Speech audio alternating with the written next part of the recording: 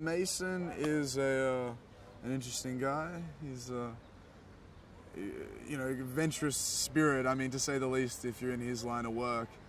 So he's someone who is obviously a driven person and someone who always likes to come out on top.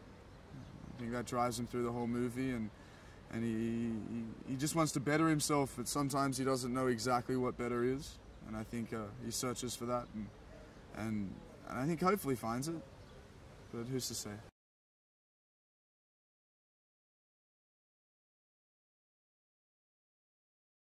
My kind of backstory for Mason, I like the idea that he was always striving for an older father figure in Devereaux, and I think also you see that in his interactions with Hanley and Weinstein at times, you know, be it adoration or be it a want to kind of rebel or show his worth to them. I think from what I kind of worked out with Mason was that he was maybe an orphan at a young age, and you know, that gave him the ability to be able to drop things and not be attached to anything, and you know, you mustn't have any, you know, real grabs. I mean, he still struggles with it, he's still human in the end, he's not a Manchurian candidate at all, and I think, you know, what the film does delve into is the idea of taking orders but also making decisions and adapting and choosing one's own path at a point.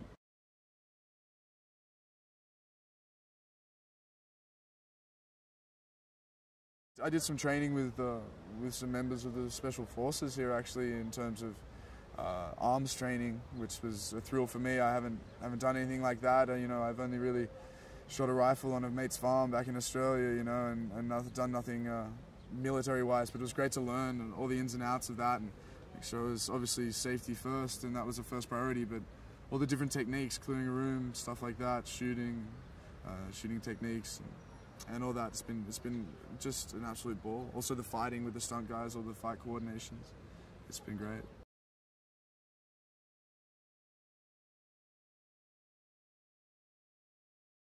Devereaux, Pierce's character, is this kind of seasoned, the baddest of the bad kind of guy, and I'm this kind of young upstart that he takes on as in this mentoring kind of role for me, and preaches all the things that he thinks is essential to make it as an agent. One of the most important was you know, having no attachments, knowing that you are on the clock 24/7, you are constantly working, and to have any real human relationship and contact that's putting not only yourself at danger but those people that you're potentially loving. So yeah, it's a real interesting story between duty and want and purpose and need.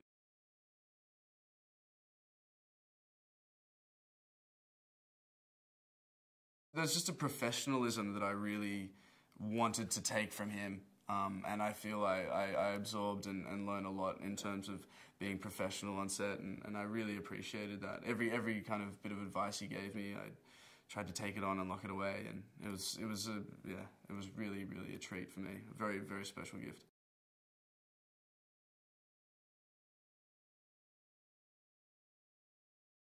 I couldn't put down the script when I first read it.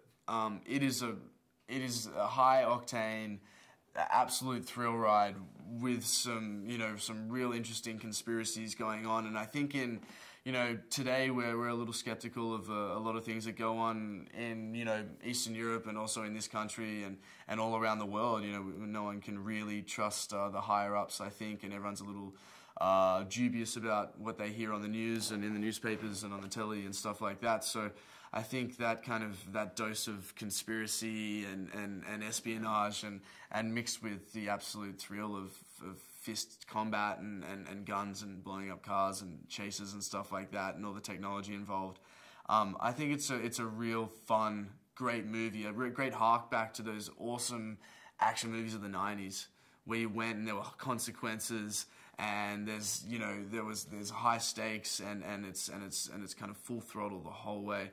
And I think people are going to really enjoy it for that. I really enjoyed it for that.